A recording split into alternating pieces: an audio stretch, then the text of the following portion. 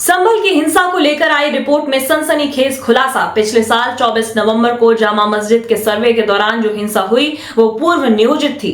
3 सदस्यीय न्यायिक आयोग के 450 पन्नों की रिपोर्ट में सामने आई हिंसा की पूरी कहानी। रिपोर्ट में दावा है कि जामा मस्जिद की इंतजामिया कमेटी ने साजिश रची थी और नमाजियों को उकसाने के लिए सांसद जियाउर बर्क ने कहा था कि हम इस देश के मालिक हैं, बाकी सब गुलाम। संभल में पिछले साल हुई हिंसा के मामले में गठित 3 सदस्यीय न्यायिक आयोग ने सरकार को रिपोर्ट सौंप दी है। इस रिपोर्ट में पिछले साल हुए संभल के दंगों के अलावा संभल के इतिहास में आजादी के बाद हुए कई दंगों का भी जिक्र किया गया है। इस रिपोर्ट में विवादित जामा मस्जिद के हरिहर मंदिर होने के तथ्यों का भी उल्लेख रिपोर्ट किया गया है।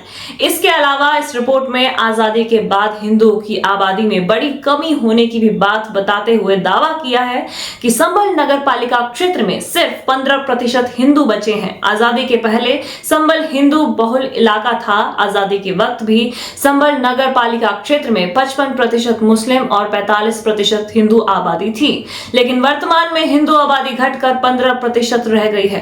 दंगों और तुष्टीकरण की राजनीति ने यहाँ की डेमोग्राफी को ही बदल दिया है। आजादी के बाद से नियोजित दंगों में हिंदुओं को निशाना बनाया गया है।